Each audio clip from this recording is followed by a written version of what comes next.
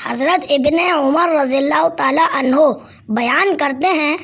رسول اللہ صلی اللہ علیہ وسلم نے فرمایا، لوگ اپنے حالات و صفات کے اختلاف کے لحاظ سے ان 100 اونٹوں کی طرح ہیں جن میں تم ایک بھی سواری کے قابل نہ پاؤ۔ رسول اللہ صلی اللہ علیہ وسلم نے فرمایا، جب بھی کوئی انسان ظلم سے قتل کیا جاتا ہے تو آدم علیہ السلام کے سب سے پہلے بیٹے قابیل کے نامہ اعمال میں بھی اس قتل کا گناہ لکھا جاتا ہے،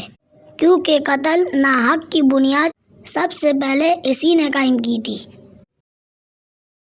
رسول اللہ صلی اللہ علیہ وسلم لوگوں میں خطبہ سنانے کے لیے کھڑے ہوئے۔ پہلے اللہ تعالیٰ کی اس کی شان کے مطابق ثنا بیان کی،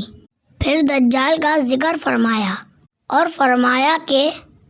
میں تمہیں دجال کے فتنے سے ڈراتا ہوں، اور کوئی نبی ایسا نہیں گزرا جس نے اپنی قوم کو اس سے نہ ڈرایا ہو۔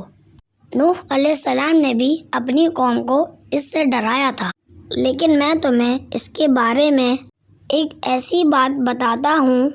جو کسی نبی نے اپنی قوم کو نہیں بتائی۔ تمہیں معلوم ہونا چاہیے کہ دجال کاڑا ہوگا اور اللہ تعالیٰ اس عیب سے پاک ہے۔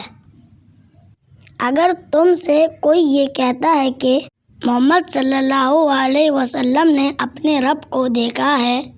تو وہ غلط کہتا ہے، کیونکہ اللہ تعالیٰ کہتا ہے اپنے بارے میں کہ نظریں اسے نہیں دیکھ سکتی، اور جو کوئی کہتا ہے کہ آپ صلی اللہ علیہ وسلم غیب جانتے تھے تو وہ غلط کہتا ہے، کیونکہ اللہ تعالیٰ خود کہتا ہے کہ غیب کا علم میرے سوا کوئی نہیں جانتا۔